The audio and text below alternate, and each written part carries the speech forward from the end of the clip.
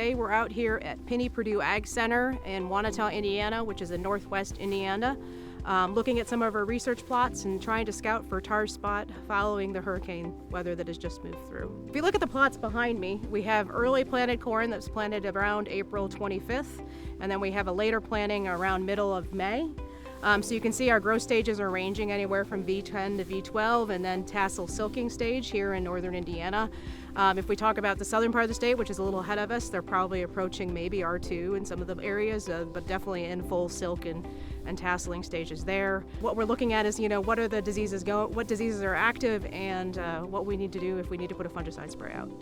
So there have been many questions on what diseases are occurring across the state, and based on samples that we receive at the Purdue Pest Diagnostic Lab and what our scouting rounds, in corn generally, what we're still seeing is mainly tar spot samples coming in across the state. I think we're over 24 counties that we've confirmed it in. We haven't had any reports of southern rust, but also in some of those samples we are starting to see a little gray leaf spot. So those are the two diseases, tar spot and gray leaf spot, that we're generally seeing right now, and still mostly in the lower canopy.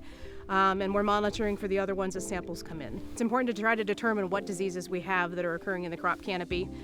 Mainly right now I'm still looking in that lower canopy, trying to see if there are any lesions that are appearing. If we're seeing gray leaf spot, that one has a very angular, rectangular lesion that might be appearing in the lower canopy. Southern rust is going to be a pustule. It's going to be rupturing, opening, releasing some of those spores. You might see some common rust as well. I think we've seen a few samples that have come into that. So those ones that you see a rupture on the surface where the spores are coming out from southern rust. Northern corn leaf blight is going to produce a very long cigar-shaped lesion. So that's kind of what we're looking for, that disease. And then tar spot, when we're scouting for that, what we're looking for is those black stromata. They're really dark brown to black in color. They have a raised bump to them.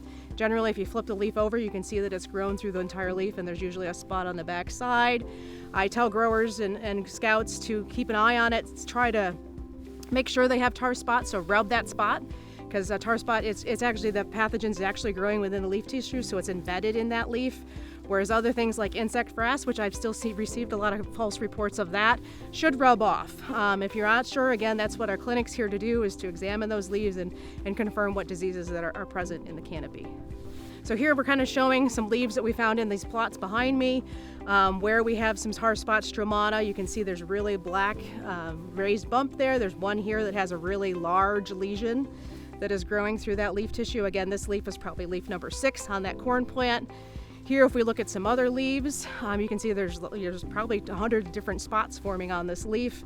They're very tiny, so these are the ones that are hard to distinguish early on. If you look at them though, there's a number forming, but again, still in the lower canopy. Here in this plot, we're finding the stromata anywhere from leaf 6 to leaf 8. So that's still way below the ear leaf, and so that gives us time to make a decision. Do we need to get out and protect that upper canopy from this disease? So recently, Beryl just moved by. I guess we were waiting for the rain to stop, and it finally did here in northwest Indiana. So this rain has brought anywhere from 2 to 6 plus more probably inches the last 24 hours. What this rain is going to do is it's going to give that moisture for some of these fungal pathogens that we're monitoring, and also with that weather system we may be picking up spores from across the country and moving some of those diseases that we monitor.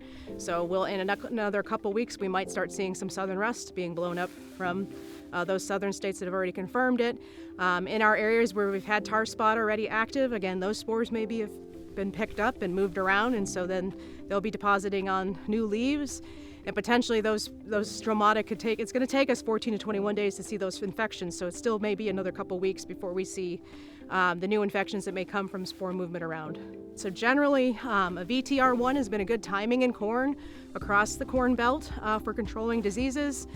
For tar spot, some of our research has shown anywhere from VT to R3 could be an optimum timing. The idea is because this disease comes in generally later in the season, we want the protection out longer to give us that window of protection when till the corn makes its full crop potential. So again, I've been telling growers to hold off this early applications, and now that we're approaching tasseling and silk across much of the state, now we need to look and see, is the disease active? Should we think about putting a fungicide application out to protect that upper canopy with these diseases moving in. So I've been receiving many questions on what to do, like if they're scouting their fields and seeing the diseases, or they're hearing their neighbors have various diseases in their corn crop, what should our growers be doing? First and foremost, I want to tell them they need to be out scouting and looking in our fields and seeing if any of these diseases are active. So it is important to understand what disease you have in your field or what disease of concern you're most worried about to make an informed decision which product you want to use. There are a number of resources that you can use to help make an informed decision in addition to scouting your fields. First and foremost, you can still send samples to the clinic to confirm what disease is going on. We also have maps that are tracking the various diseases. If we're trying to determine what kind of fungicide product to pick, generally, there's a good resource with the efficacy tables that are available for the Crop Protection Network that gives you a ranking of all the different fungicide products that are available and the various diseases they may or may not control. So I'd recommend that reference for trying to identify products that you may be wanting to use. For tar spot, there are a number of choices that you can pick from. There's probably a couple groups, some that I would say fall in the medium to good group, and then some that are very good. For tar spot, from our research, there's 3 products that have been really effective over the last couple years in protecting for tar spot, and that would be Veltima, Delaro Complete, and Revitec. But all this information is available, and we do rank them on our efficacy charts. So I'd say if you want to look at that and cross-reference what you're interested in, some of the products may be better for southern corn rust versus tar spot. If you search tar spot map, it's going to come up. It's available on my website, also the Crop Protection Network. There's a southern rust map for corn as well that's available that can show where it's moving. So as states turn on or find positive samples, we turn the county on. So the tar spot map you can see, I have 20 plus counties I've turned on where we've received a positive sample. Southern rust hasn't moved into Indiana, so we haven't seen any active sites yet. But I believe that it was confirmed in Kansas recently, so it is starting to move up through the country. There's also apps available to help try to predict what the weather's been, if it's been conducive conditions for those diseases. There's the Tar Spotter app for tar spot. I also recommend Sporecaster if you're worried about white mold in soybeans, which we're not really talking about today, but that is available. And there's also a Field Prophet app that is projecting what the weather looks like in the next 7 days. So those apps are available. They take in the weather conditions that we know that are encouraging the disease to develop in the crop canopy. So you have these resources that can help you determine if disease's risk is high for the season. So we have maps, apps, and then you have the efficacy tables to reference to try to make an informed decision whether a fungicide would be useful this year. I know the one big question is return on investment, so that's something you need to look at. And I'd say stay tuned. There's a new tool coming out with the Crop Protection Network that is going to give you some return on investment values to help you estimate costs for that on your farm in the future. So that's coming out in the next couple of weeks, I've heard.